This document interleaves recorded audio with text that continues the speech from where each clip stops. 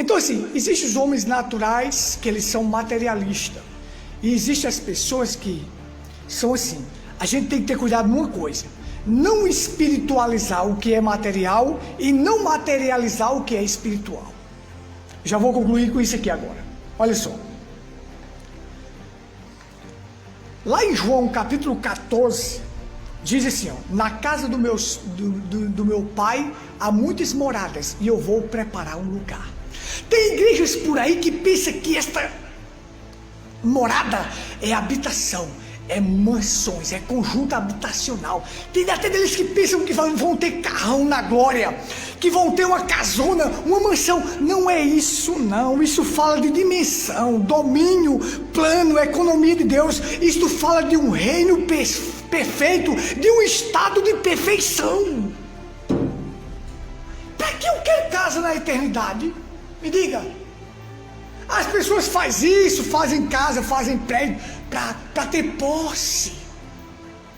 O que Jesus disse: na casa do meu pai há muitas moradas e eu vou preparar um lugar. Haverá uma morada para mim, sim, um novo corpo para mim, para João, para Luciana, para Corrinha. Haverá sim, mas um novo corpo no estado de perfeição. Não é este natural mais não, é um corpo no estado de perfeição. Eles são tão materialistas, gostam tanto de mansão e de carro, que eles pensam que lá vai ter uma mansão para eles.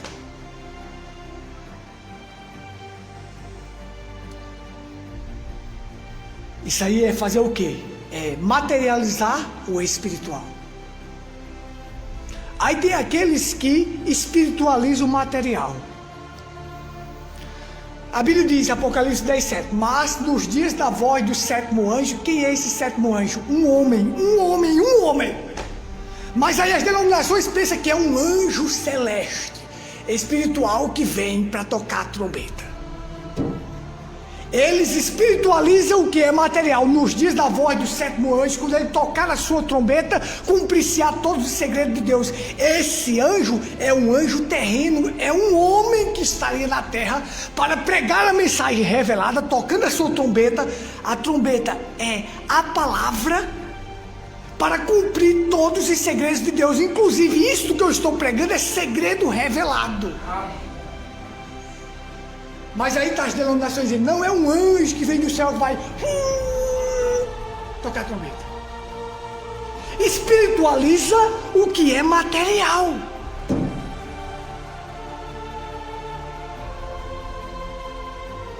Jesus disse assim, ó: destruirei o templo e em 3 dias reedificarei.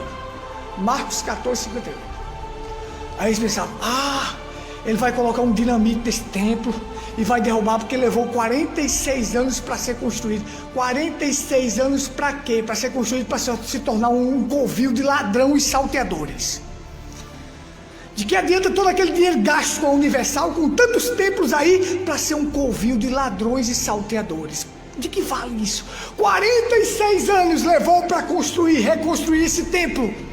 E tu vais destruir? Eles não entendiam do que ele estava falando. Ele estava falando de algo espiritual, de outro templo, que Deus não estava mais ali, Deus estava nele.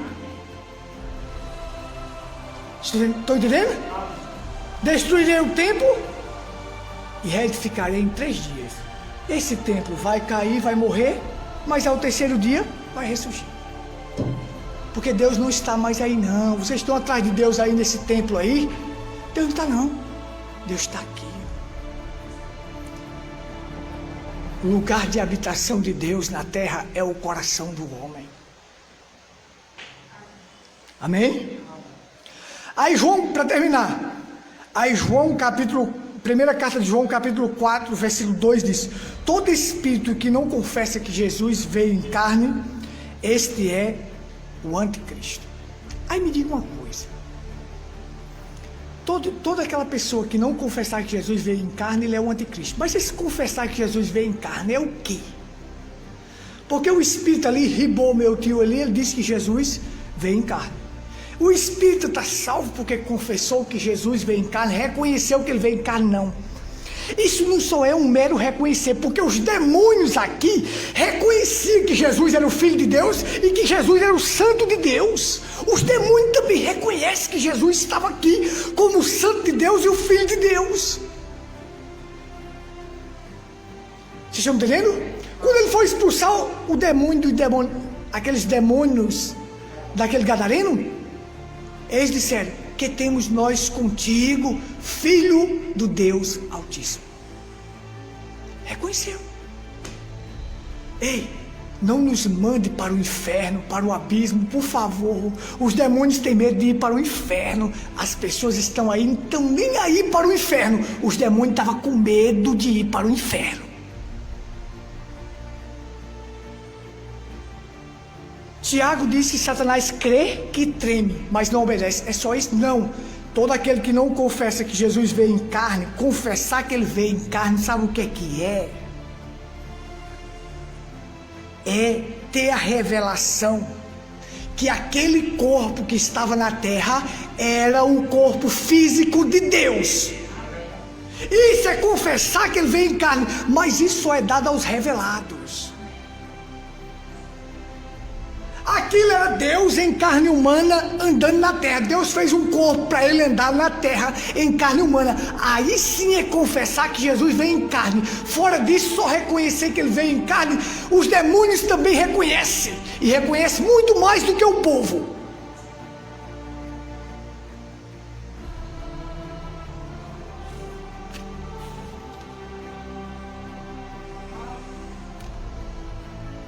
Logos, o verbo, que é o próprio Deus, não é uma criação à parte, uma segunda pessoa, não, é o próprio Deus, se encarnou em um corpo chamado Jesus. Se encarnou uma vez só. Uma vez só. Quem estiver dizendo por aí que Deus se encarnou mais do que uma vez, está errado. Deus só se encarnou em um corpo na terra de carne que não tem pecado, que foi gerado sem pecado. Se alguém estiver dizendo que Deus se encarnou e o William Branham, está errado. Profetas são porções da palavra, Cristo é a plenitude da palavra. Amém?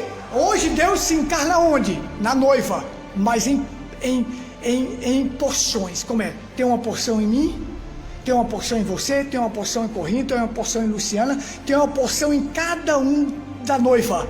Aí ele se encarna em toda noiva para completar a obra de Cristo. O Espírito Santo veio para entrar nesta igreja e completar a obra de Jesus na terra. Amém?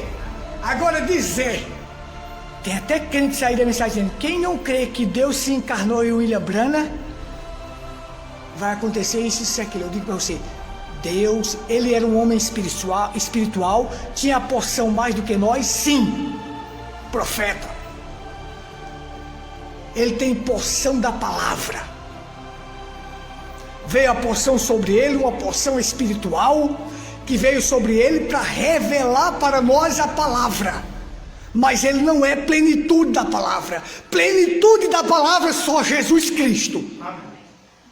Ele é o cheio, completo e repleto. Nele habita corporalmente toda a plenitude da divindade. Só num só que habitou. Hoje essa divindade habita no povo todo que faz parte da noiva, os que nasceram de novo, os espirituais. Essa plenitude habita nesse povo todo. Amém? Deus abençoe. Louvado seja Deus. Então nós vamos ficar de pé, né? Nós vamos para a ceia. Esta e outras mensagens estão na internet. Acesse ao Google e digite Tabernáculo em Pedra Branca, Paraíba. O primeiro resultado de sua pesquisa será o nosso canal no YouTube e logo abaixo o Facebook. Dê um clique e tenha acesso a vídeos que apresentam a verdade bíblica revelada. Inscreva-se no canal e clique no sininho para receber novos vídeos.